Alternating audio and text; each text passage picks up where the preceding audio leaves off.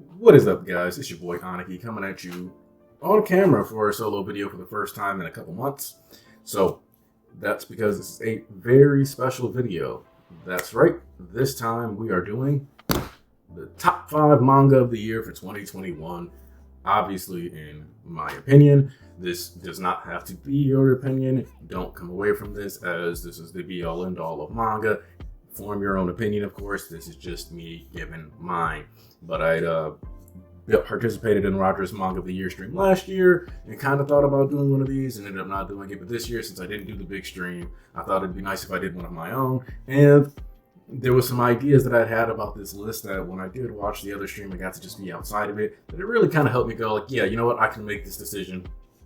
So I'm not going to spend too much time on the intro. What I do want to do is let you guys know that I'm going to do my best not to spoil like heavily what the plots are of any of these series, just because I want you, if you are watching this and you are considering, maybe you want to pick up a new manga and I mentioned one that you haven't, I want you to be able to go into it with your own fresh eyes and perspective. So with that said, let's get underway. At number 5. Now, I'm going to be honest with you. I had done some talking with my girlfriend about this list and she said I should put it in here. I care about her opinion. Going for it anyway. Jigokuraku, known as Hell's Paradise. Now, this series actually finished in 2021. In fact, it finished in January of 2021. But on an emotional level, its conclusion resonated with me in a way that, honestly, a lot of series throughout the year have not done. But with the amount of content and moments and highs and lows that I've gotten out of other series and enjoyment, I felt more comfortable putting Jigokuraku at 5th place, while simultaneously wanting to highlight the fact that it did what I think a lot of series sometimes, at least as far as a lot of people feel like they do, kind of fail to deliver on. But I think this series did a wonderful job delivering on its themes of love and the importance of finding your identity and how it's okay and balancing yourself, understanding that while it is important to have strength, there is value in what your vulnerabilities and weaknesses can be considered. And when you have both of those combined, what you're good at and understanding what you're bad at or what's considered your vulnerabilities, and you learn how to embrace your full self, do you achieve the best version of yourself? And it only makes sense that between the way the conflicts handled and are resolved, that with the very opponent and the opposition and the antagonist in this series, having and following a code and a religious belief system that very much adheres to the principles, being that this series focuses heavily on the way of the Tao and maintaining balance, that I think that this series, for sticking to its guns, for giving me a prophecy that I was on the edge of my seat and I wanted to see fulfilled, and the things that I wanted to really sink my teeth into, and for having characters that grew, came to understand each other, built up relationships, people being willing to make sacrifices that had always seemed within their character. Very much so. I don't feel like anybody broke character at the end of this series. I didn't feel like anybody, betrayed the writing of the story. It seemed very much like everything was being honored for what had been set up from the get-go, and just simply a continuation and expounding on of these characters. So that's my number 5 pick, Jigokuraku, Hell's Paradise, written by Yuji Kaku. It was a Jump Plus series, and it's 18 plus. So for those of you who care about that kind of stuff, nice amount of gore, nice amount of action, fulfilling character arc and narrative, didn't overstay its welcome. Very much seems to be a story that was written how I'd want it to be written. And I will also let you know that if you feel like you've heard the name Yuji Kaku before, but you've not read Jigokuraku, that this is also the current mangaka of Ayashimon in Shonen Jump. And he was an assistant for Tatsuki Fujimoto for, I believe he worked with him on Fire Punch. So that should kind of give you an idea of the type of horror and style that the art will bring to the table in this series. So yeah, that's my number 5 pick for 2021, even if it only put out about 3-4 chapters this year. Now, another series as we transition forward that ended this year is taking my number 4 spot.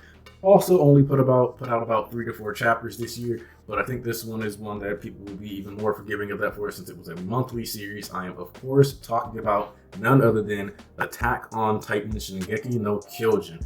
Now, I understand that this series ending was so polarizing that a certain sect of the fandom broke off and decided to create its own manga to Attack on Titan Requiem, and they were going to try to fix the mistakes that Isayama made with his manga when he decided that Attack on Titan should end the way that it did. To that I say, Attack on Titan Requiem was garbage and completely missed the point of a lot of the characters and did not understand the themes of the series for real, nor did it fully understand what Isayama was going for. And interestingly enough, during the Manga of the Year stream that Roger did today, there was discussions about, well, the fandom did this, the fandom did that, and I've been having mixed feelings about allowing Attack on Titan into my top 5 because I looked at it as there was this one moment in the series, and this isn't really a major spoiler, but there was one specific moment in the series of Attack on Titan that I had always been kind of really, really obsessed with. And it's towards the end of season 3 for those of you who are anime only, and I believe it's chapter 119 if you're just talking about the manga. I will double check that when I'm editing. But it's when Eren Kruger, aka the Owl, interacts with Grisha. And what he tells him is that for Mikasa and Armin, you have to do this. And I've always known that scene had to have been one of the most important scenes in all of Attack on Titan. And it was kind of a relief to know that this scene that I had found myself kind of obsessing over and wanting to know what the real twist to that logic was, and for it to have paid off twice, both in the reveal of what the Attack Titan's ability is, but then also paying off for what the actual goal of the series was about, made it where I feel actually comfortable saying that Attack on Titan did have a good ending, and I did enjoy it, and that it is my number 4 series for 2021. Now we're going to change gears, and we're going to go into my third pick for Manga of the Year for 2021. This manga is one that I've only really covered on this series, on this channel twice. I covered it once in a stream, and I did the Case 4 video of this series. The series that I am talking about is Undead Unluck. Now, Undead Unluck was, in my opinion, the Rookie of the Year for Jump in 2020. It had one of the most controversial starts that a series can have. It alienated a lot of people, but it was my pick of Rookie of the Year last year, and it's kind of continued being one of the best new things out of Jump in the past 2 years. This year, with Fuko really getting to step up, she had already been kind of one of my favorite woman leads to come out of Jump in a long time, and she really solidified herself as the queen of Jump for me this year. Having an arc where the series is about Undead and Unluck, and that's the name of both her partner's power. Her partner's power is Undead, her power is Unluck. And this year we took a little time to get the backstory of Undead a bit, but really zero in on what Unluck was after and who she wanted to be, and her taking initiative and running point and making some of the big decisions and plays in the series and coming really into her own, and seeing that buildup of confidence and her being able to become a more competent combatant, and even being able to take on the challenges going forward, not really sitting in the backseat. And this is all stuff happening before chapter 100, so that just kind of feels really good.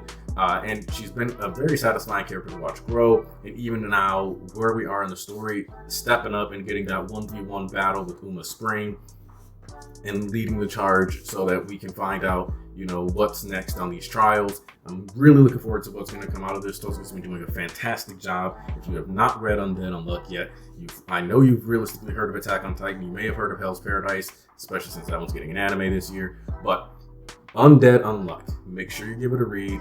Fuko and Andy have a beautiful relationship. Their dynamic plays off each other very well, and it rewards you for being invested heavily, and the way things kind of cycle through and come back into play.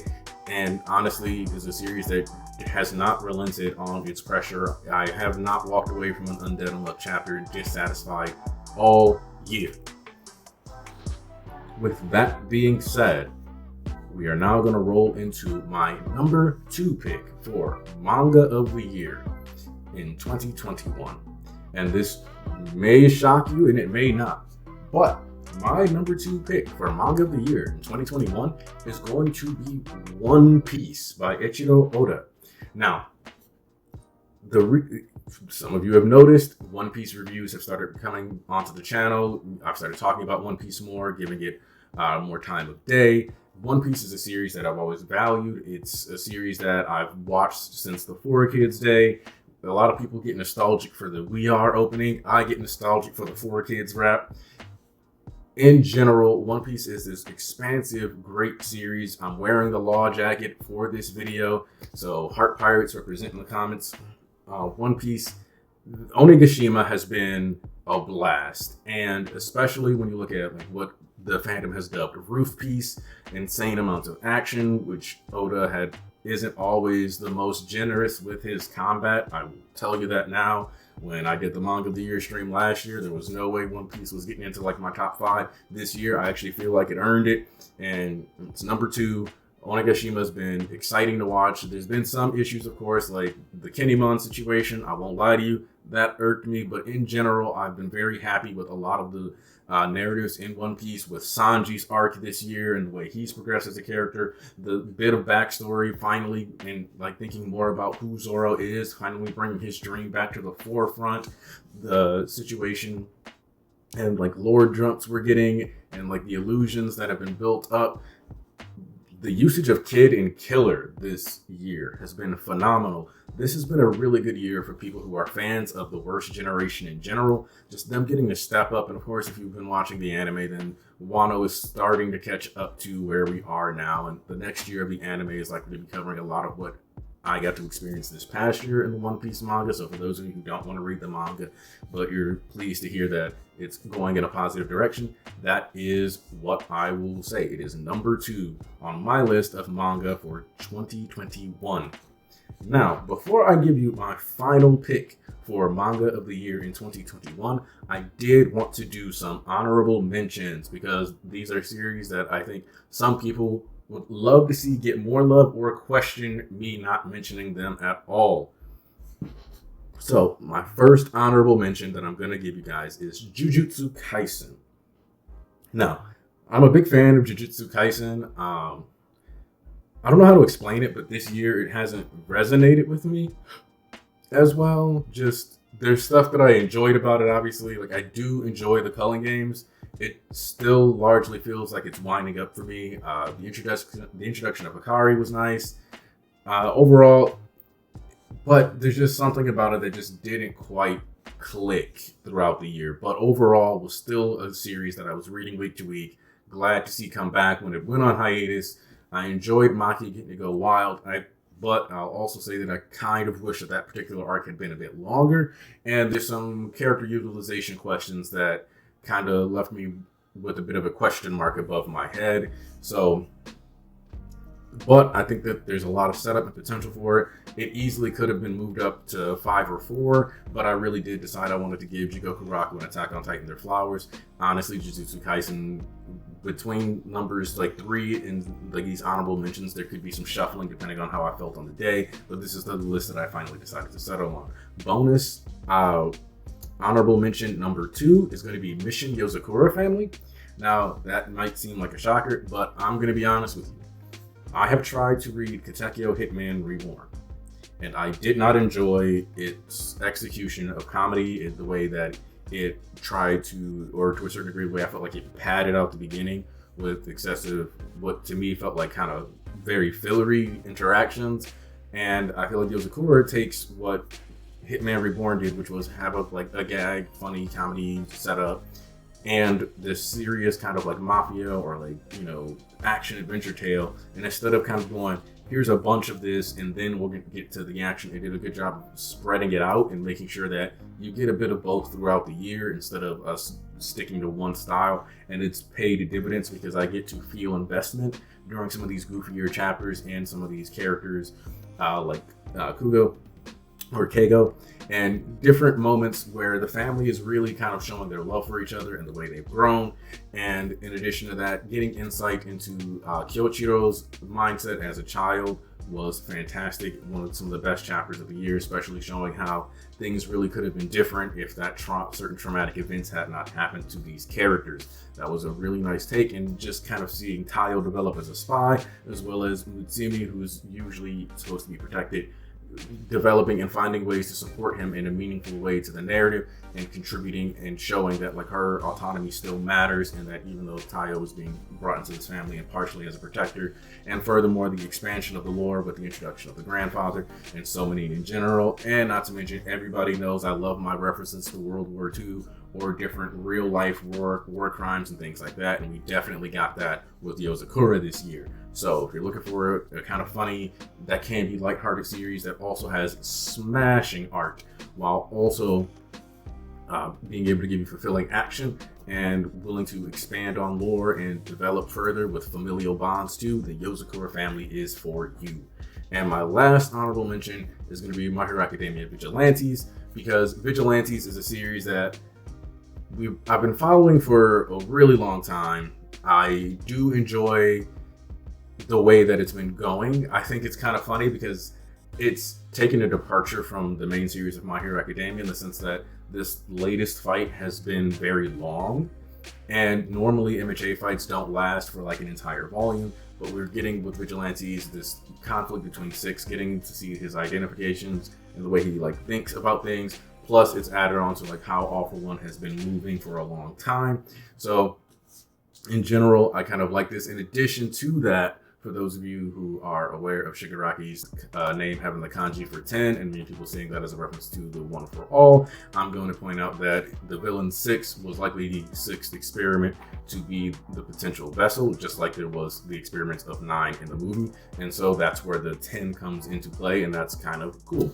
So that's my other bonus mention. And my number one manga for the year, people who have been following this channel are probably not going to be surprised. People who have just heard me mention Vigilantes and be knowledgeable about certain things related to the kanji are probably no longer going to be surprised by this. My number one pick for 2021 manga of the year, My Hero Academia. I have enjoyed this series thoroughly. I feel like the direction the story has taken, while faster, is going to be, or is for a thematic reason, I should say. It's very clear that the impatience of the cast is like supposed to be reflected in the pace and the beat of the story. And when we saw how they rushed into, the conflict last year in 2020, and we saw the way that really bit them on the nose, I'm expecting for there to be, huge repercussions on this end of their impatience too. But also, we're finally getting to understand and reevaluate, and this year was kind of like a reset almost for the story, because we were starting a new saga, the final act. I've been liking that it's setting up and establishing ahead of time the types of villains that Deku is going to be interacting with, and letting us know that while we will be dealing with conflicts that are going to be about who can punch the hardest, who can whoop who, we're also going to be dealing with situations and have characters who are realizing that not every single person who happens to stray into the path of villainy or commit a villainous act is this inherently evil, scummy person that needs to be thrown away forever, and getting the characters to start acknowledging that there's more to people than just these blacks and whites and shades of gray is what seems to be what we're building towards, and getting characters to start looking at the world through an actual lens of perspective and not just staying in their own privileged bubble with their mindset, while simultaneously building up All For One as a villain that people love to hate. And the direction of the League of Villains seems a little unclear, but with the introduction of, Star and Stripe and international heroes coming into play, in addition to references towards the movies, it's looking like the story is starting to build up and grab everything from the My Hero Academia verse, and that I can really appreciate. I love a cohesive narrative. I do love the incorporation of these elements, and I'm looking forward to what we will be getting out of these series, all of them that I've mentioned in this video, in 2022. Now, I made it a point to not do heavy spoilers for this video, but of course, since I do content on My Hero Academia and I've started doing content on One Piece, and would like to start doing content on Undead Unluck and going forward, and may even bring Jujutsu Kaisen back to the channel, don't be surprised if you can see more of me talking about these series in depth for 2022. Now, that's basically going to wrap up this video, but I'd like to know what you guys thought. What were your top picks for manga of the year in 2021? Did you have some series that you thought were just cut above the rest, or were there some that you considered to be duds? And just rage at me in the comments about how you hate my list. That's acceptable too. But just want to hear from you. Let me know what you think, and I hopefully see you Sunday for a review or church episode. I'm Aniki, and I am out.